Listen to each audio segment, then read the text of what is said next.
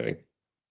Hello, good afternoon, and welcome to this latest QGate webinar, where our focus is on the 7 factors to consider when choosing a CRM partner.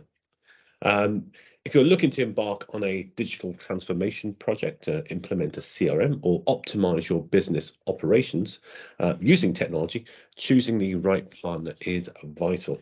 Think of it as building a trusting relationship or partnership in its truest sense.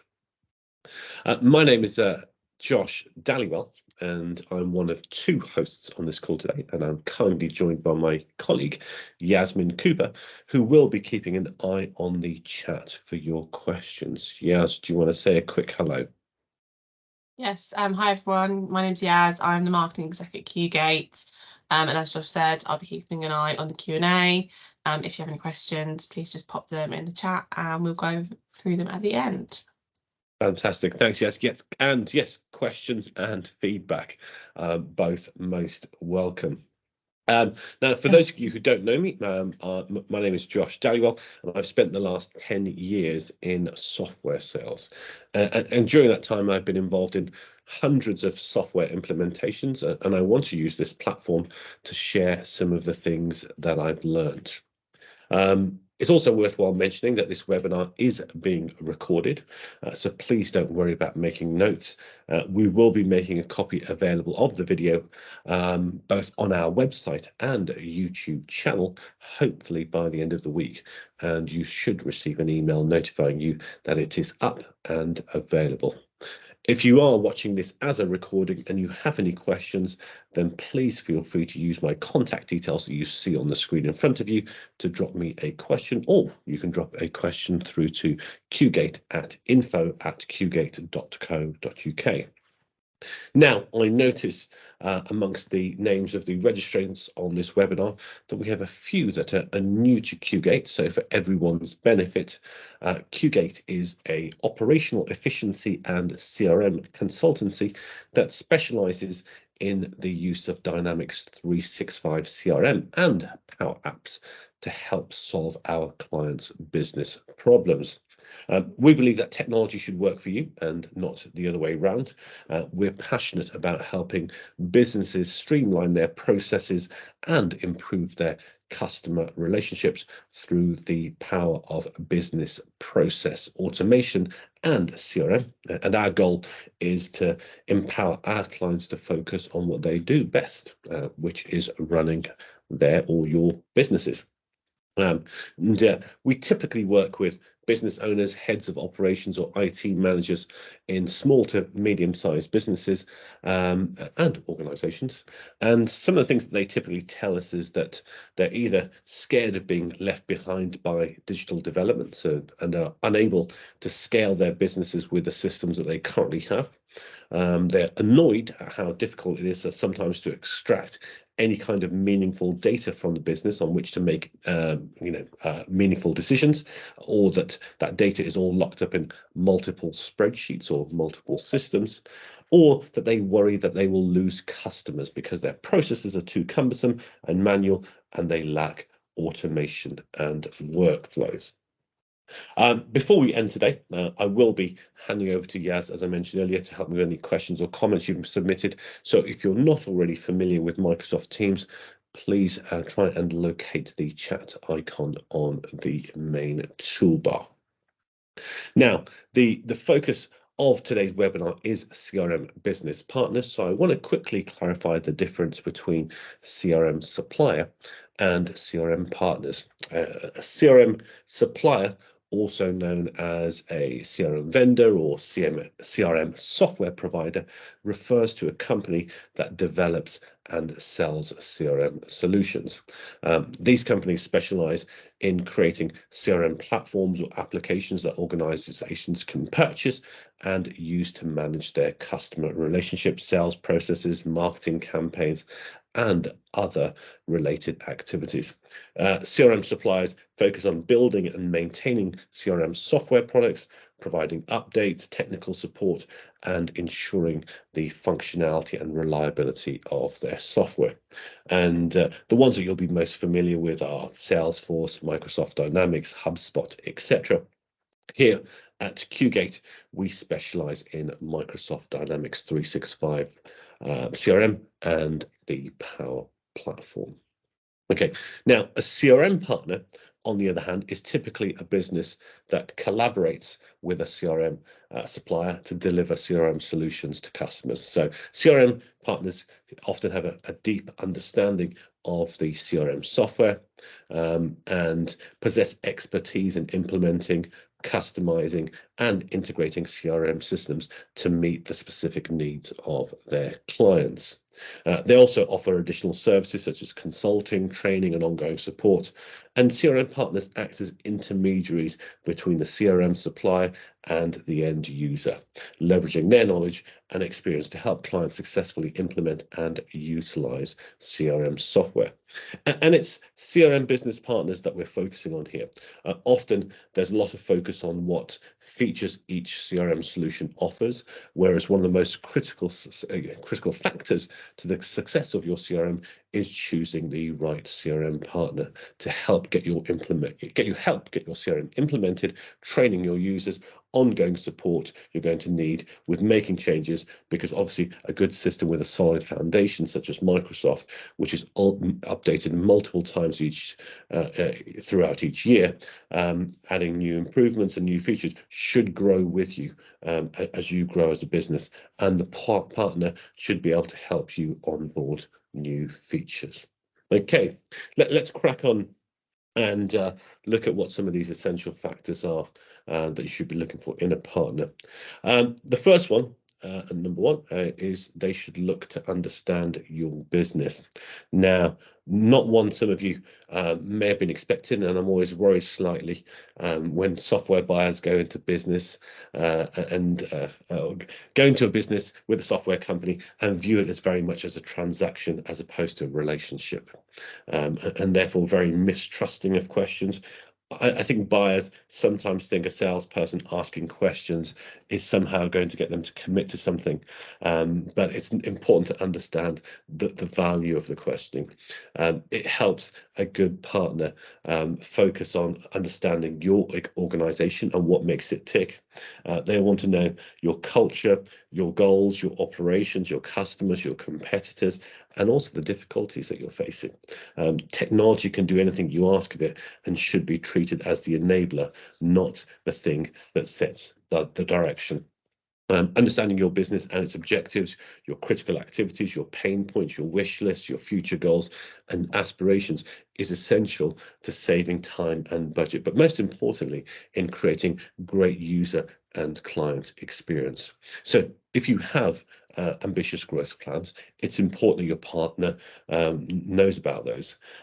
If they are things that annoy you, things that irritate your employers, it's important that those are the things that your partner should seek to understand. Your business should shape the technology.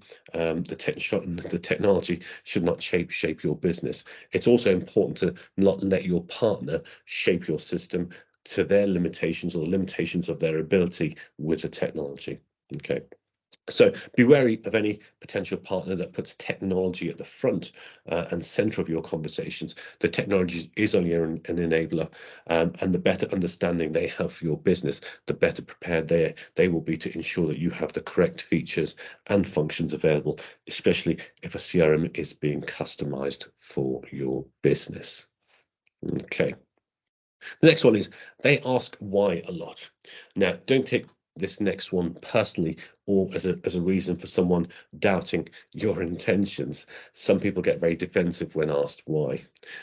During discovery, during scoping, during building, during support, a good partner should always be asking why you want to do something. This is not a challenge to your abilities or your decision making, but essentially they want to seek to understand why will also open up them to be able to use their experience to offer guidance on a different approach or a budget. Your partner will hopefully uncover answers like, well, that's the way that we've always done it. And with technology certainly with the technology we have now, there's hopefully a better way, and the better way hopefully should and be unveiled by asking why. Here at QGate, for example, we have something called our process methodology, where for every process we ask, can a step be removed? If it can't be removed, can it be automated? If it can't be automated, can it be made to be easily repeatable? And you can only answer these if you asked, if you're asked why something happens in your business. So don't be afraid of the why question, but also be aware of its absence. So if your partner isn't asking why, do they have your best interests at heart? After all, they're the experts and should be challenging you and not the other way round. Okay. Next one is they prioritize their customer support and after sales. Now, for anyone who watched my webinar on the common pitfalls associated with software implementations, one of the things I covered in that was bad partner choice. And one of the warning signs is a partner that isn't forthcoming with information about what happens next, and what happens when my team are using the system, what happens when they need help, what does support look like, and that could be because they don't care or they haven't thought about it, neither of which is acceptable. Implementing a CRM is an investment in the future and is essential to support, maintain, and continue to improve it with with a partner who wants to do the same. A CRM business partner who emphasizes aftercare is essentially committed to the long-term relationship, and it is determined to make sure that both parties benefit from the partnership and not to make a quick buck just from building your system. So if your prospective partner isn't asking or isn't talking about support, make sure to bring it up and gauge how they respond. Now, this next one is important because it would be unwise to accept both guidance and counsel from an organization that is not managing its own business properly. Now, in the current unfortunate economic climate, I think this is global, it's a difficult one, particularly for SMEs, and it is unfortunate that many businesses will not or aren't surviving the economic and social challenge that we're facing. If it is in your interest, and obviously it is in your interest to ensure your partner will still be around in years to come. Both in terms of practice and financially. So don't be afraid to ask questions such as, what happens if your business fails? What happens if your business is acquired? How am I guaranteed that the product and support I have signed up to will still be available?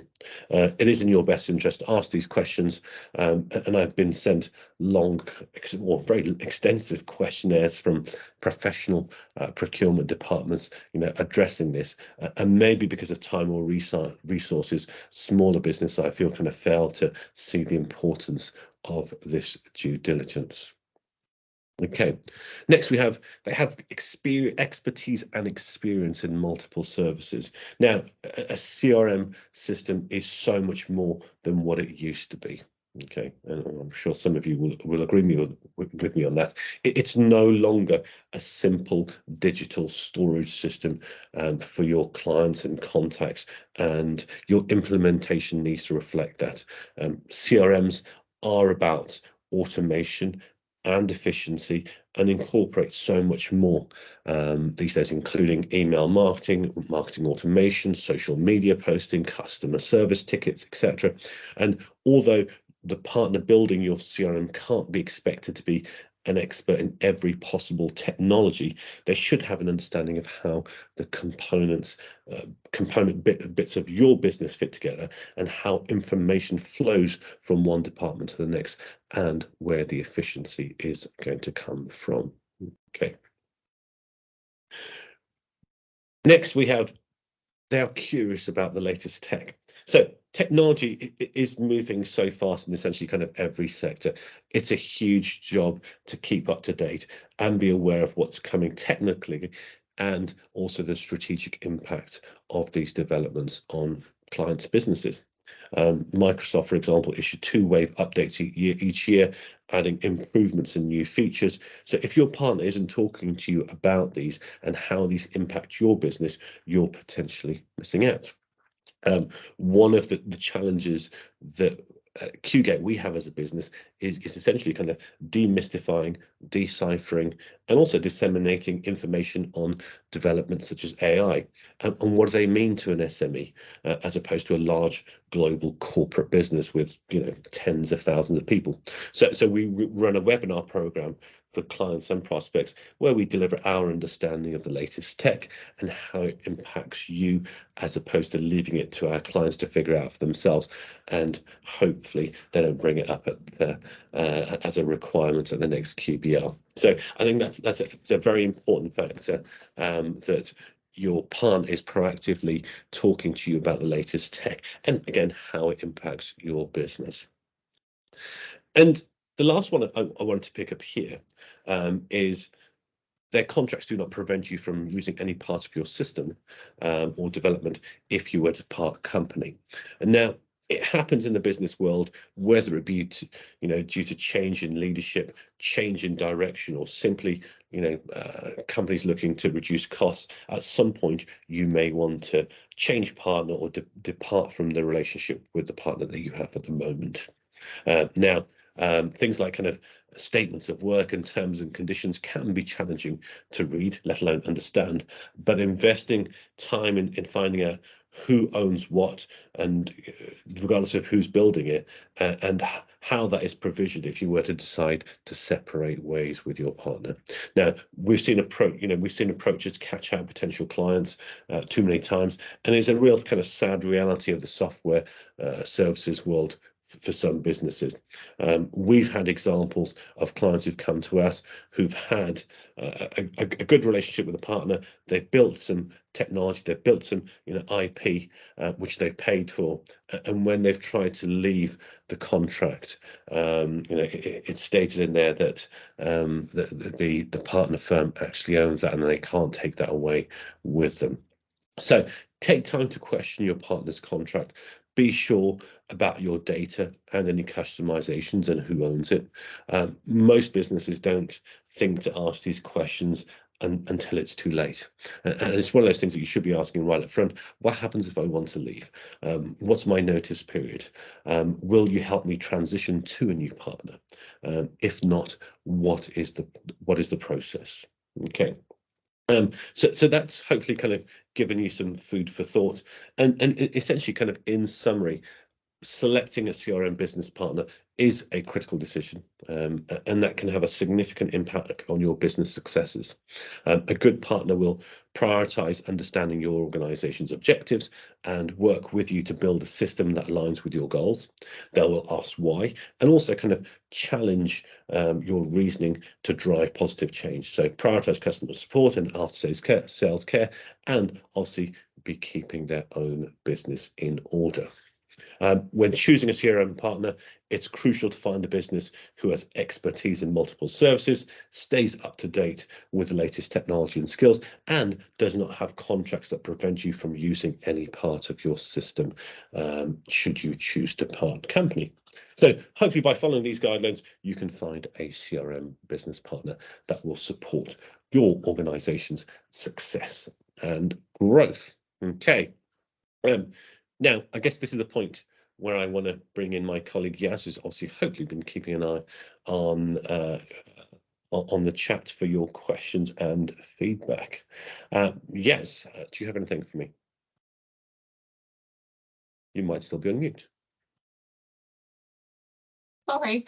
Yes, we've got one question. So how important would you say our industry experience is?